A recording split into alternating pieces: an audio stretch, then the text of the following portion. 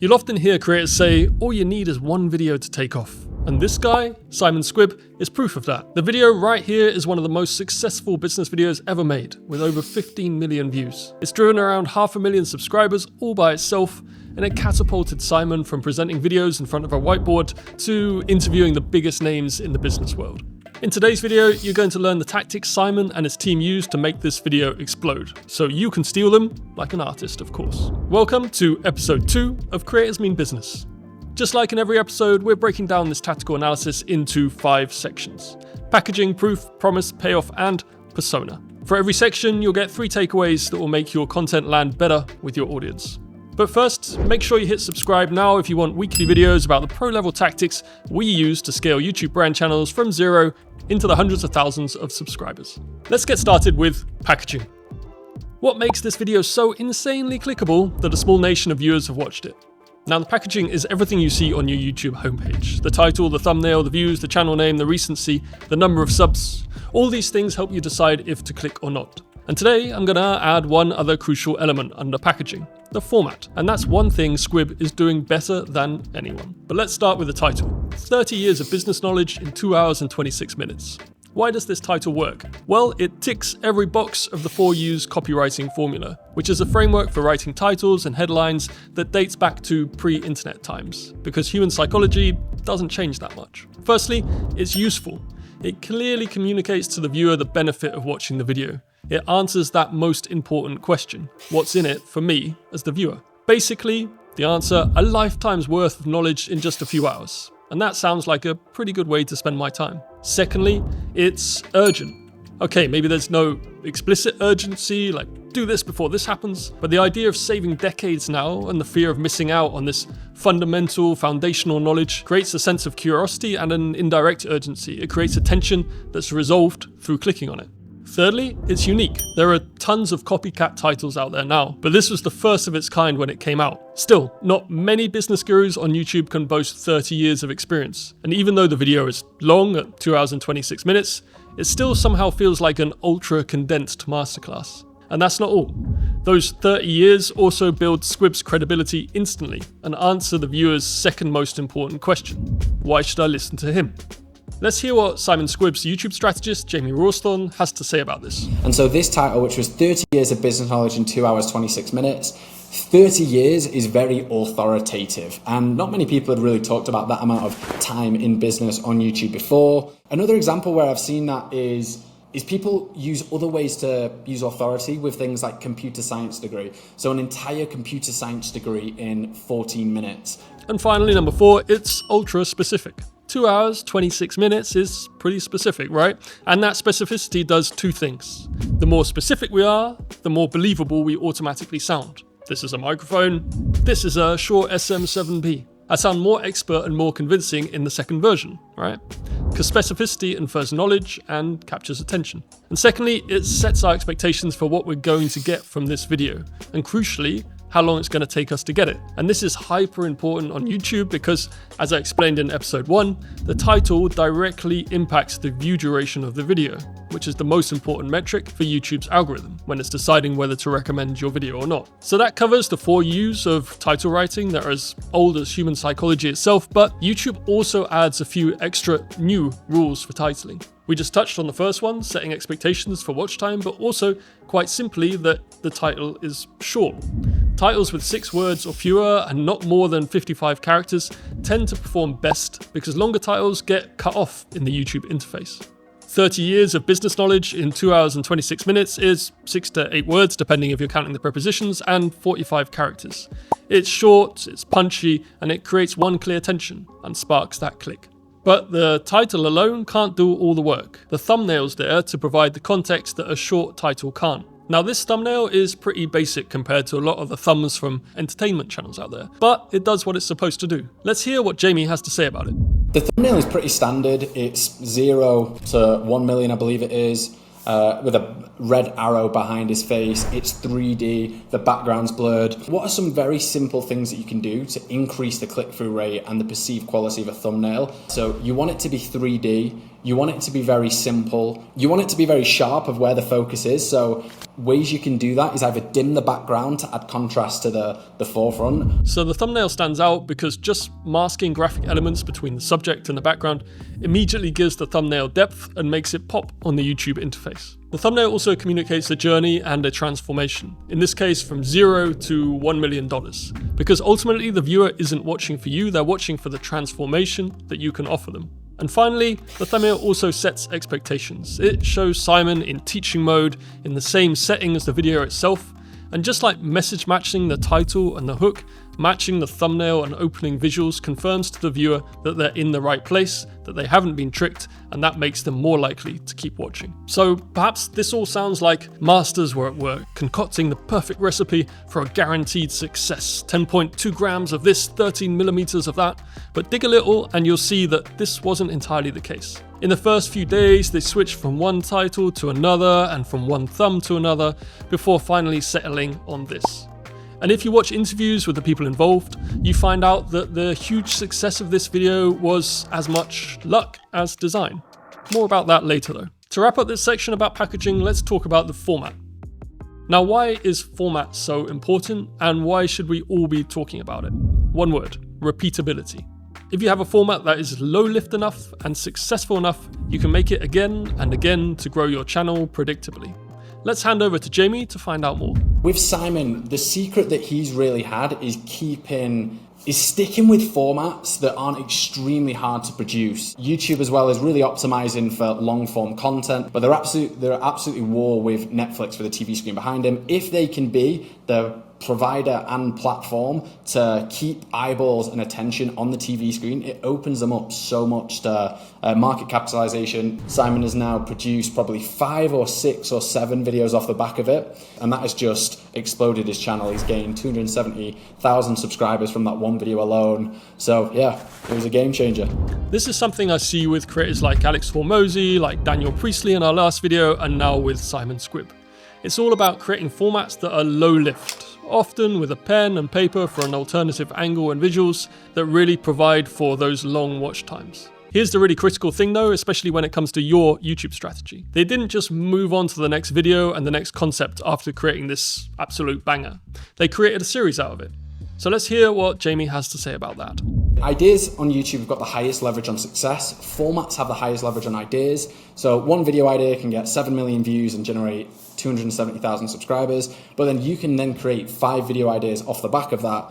They might not generate 270,000 subscribers, but they might generate 10, 20, 30,000 subscribers each. I think there's 2 parts of that strategy. One of them is finding those asymmetric growth videos that explode your channel, but then the next one is cementing those into repeatable categories, and that's what me and Callum worked. Callum was his creative director. That's what me and Callum worked on quite closely. So Simon Squibb and his team mined that format to blow up his channel, but then they encountered a problem.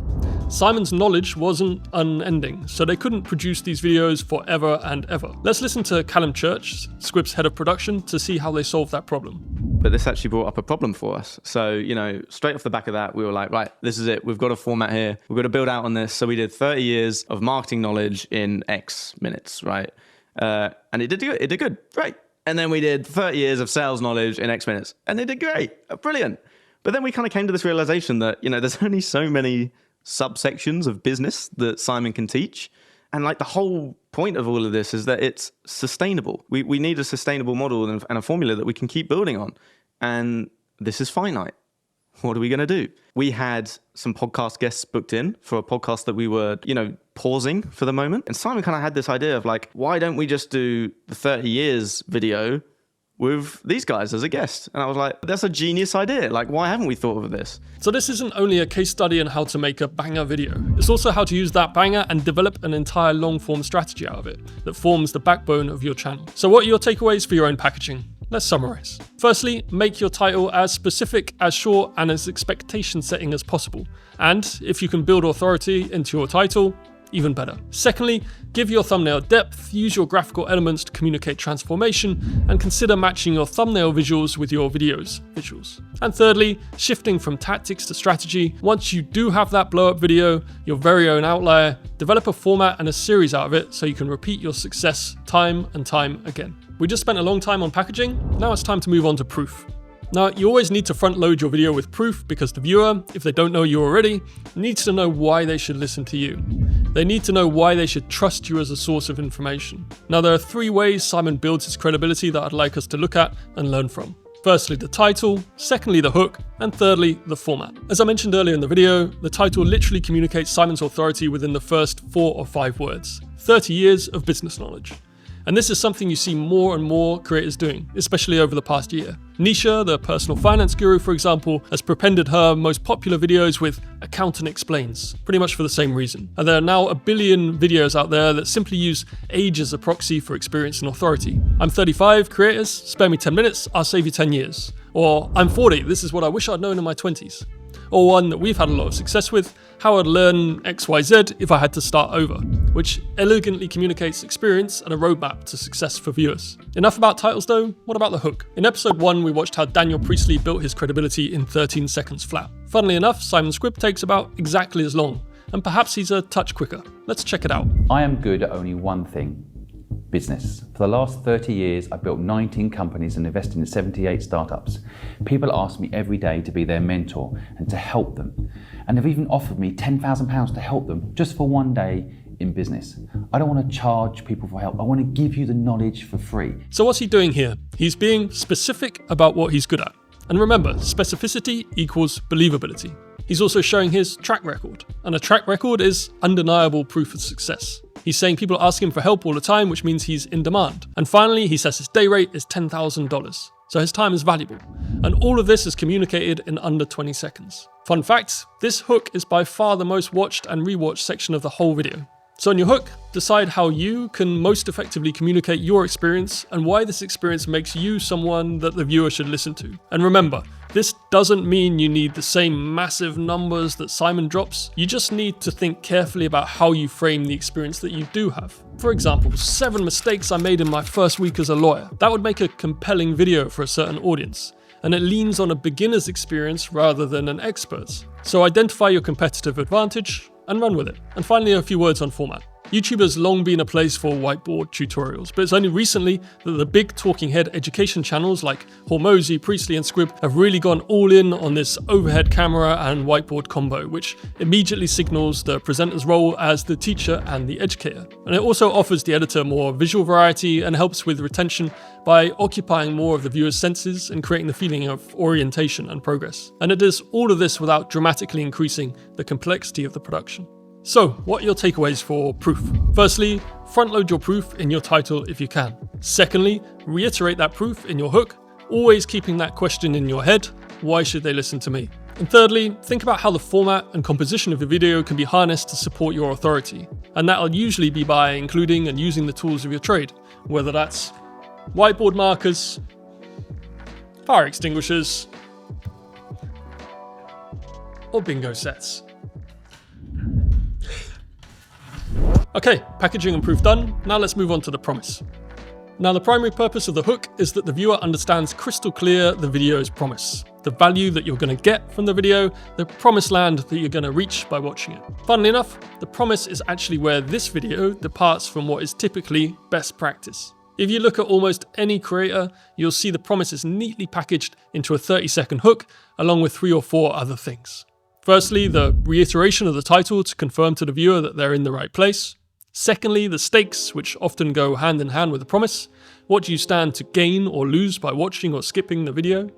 Thirdly, the curiosity loop, perhaps teasing a lesser-known fact, industry secret, or contrarian opinion. And fourthly, overlaid retention tactics like rapid cuts and graphic overlays to gain the viewer's attention.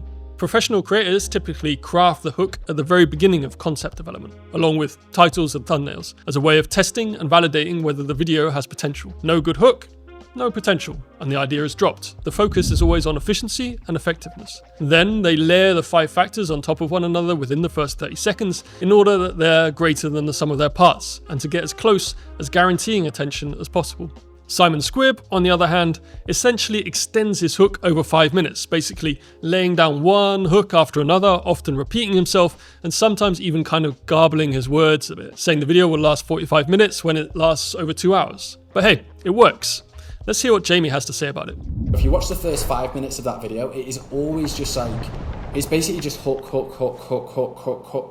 where normally you'd want to deliver quite fast. But as it was like a 2.5 hour video, I was like, if you cannot watch to the end of this video, then you're never going to be successful. You need to watch. Basically, you didn't really get into the first point until about 5 minutes in. If you do that for a medium form length video, 13 to 18 minutes, man, you're toast. The real magic of this hook though, the real takeaway of this section, and what has since been imitated all over the place, is how Simon Squibb lays down the stakes in what I call the identity gap hook.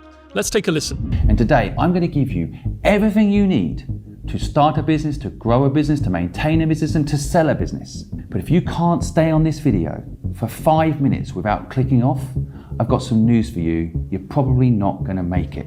If you can't stay on this video for 5 minutes without clicking off, I've got some news for you. You're probably not going to make it. This is a perfect example of how the stakes can have a direct impact on a video's retention, and therefore its performance. If you click off now, it's basically a reflection of your lack of discipline, your pathetic attention span, your entire character. And even though I think this is kind of eye-rollingly earnest, especially having watched it back 20 times, I also think it's a major reason that this video has been so successful. And it changed how a lot of creators script their videos, which is no small thing.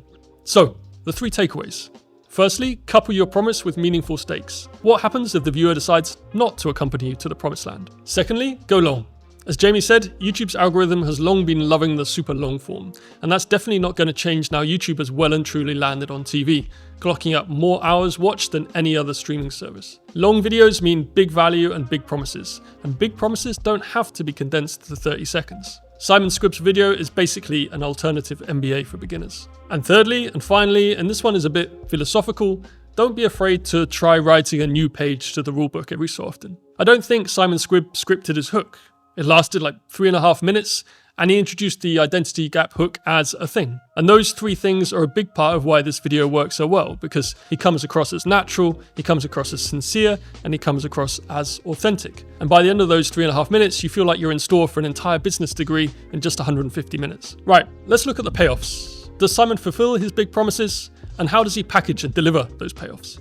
Now you'll notice that this video is really clearly structured, and that structure, section after section after section, more or less mirroring the chronology of a company from foundation to exit, has a ton of benefits.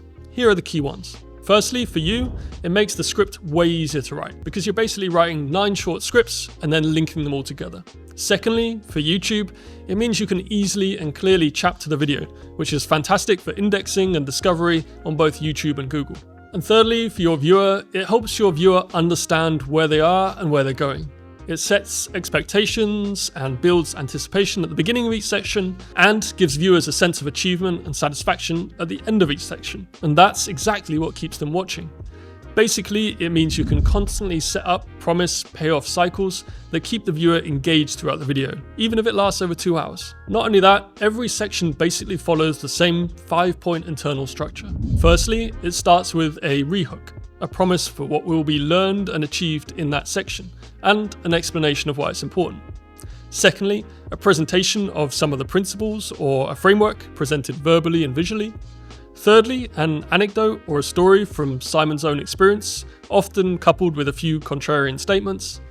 Fourthly, an example of another company's or individual's experience, or an academic study to back everything up. And fifthly, a summary of the takeaways from that section. So, the first takeaway here is, yes, to build a section structure into your script, and to build a structure into those sections that help you deliver those promise payoff cycles. But there are a couple of bigger underlying things going on here. These kinds of videos are only possible when you've already created and tested a lot of your IP, your intellectual property. Simon Squibb wouldn't have been able to make this video if he hadn't already documented everything he had said, all the principles he's developed, all the frameworks that he's devised, whether that be in the videos he's produced in the lead up to it, whether that's in the books and the manuscripts that he's written, in his LinkedIn posts, or in his internal Notion board. At the end of the day, the modern digital-first company is little more than documentation, whether that's in code or in words. Just by getting your expertise down on paper and refining them, honing how they're delivered through video, audio, or the written word, you're creating value. And that has never been more true than now in the age of AI, where you can release an LLM like Anthropic or ChatGPT on all your knowledge and have it come back with content that's ready to post. Watch any creator and they'll wheel out the same frameworks, the same contrarian opinions, and the same anecdotes over and over again. Why? Because they've tried and tested them and they know what's landed with people. So aside from structure, here are 2 critical takeaways for a good payoff. Document, document, document. If you have a vague process you follow for your work, whatever it is, turn it into distinct steps, put it in a Miro board, give it a name, and learn how to communicate its value. And then test, test, test. Put this out into the world and see how people react. Do they laugh? Do they gasp? Are they bored? Are they confused? If they react positively, which could be in the form of curiosity, interest, surprise, hilarity, you're onto something. Package and repeat. And that brings me on to the final point, persona. You can visualize your personal, your YouTube brand in a kind of Venn diagram. This is who you are in your private life, and this is who you are in your public life. Hopefully, you're a much more complex and layered individual in your private life. You know, perhaps Simon Squibb or Daniel Priestley, perhaps they read thrillers, play chess, paint portraits, practice piano, raise kids, but all of these things aren't really relevant to their audience. In both instances, their audience want to know how to free themselves from the shackles of employment and achieve financial success and independence. This is a smaller part of who they are, but even this is bigger than what their audience needs. Both Simon and Daniel are immensely experienced businessmen, but they've selected and condensed this experience and this knowledge into a much smaller stack of active IP that they call upon again and again because they know it works for their audience. And then, as we discussed earlier in the video, they repeat and iterate on this and do more of what works. This section here though isn't only about active IP, it's about the narrative of who they are. For Simon Squibb, this is the guy who helps you achieve your dream. And integral to that and to his likability and watchability are 3 things.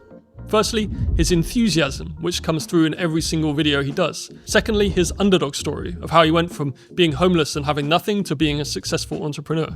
And thirdly, his everyman persona, which gives you that feeling that if he can do it, then so can you. And that contrasts a lot to, for example, Alex Hormozi, who might be targeting a similar audience, but he's not at all an everyman. He's like a Greek god that's pissed off with you for not being him.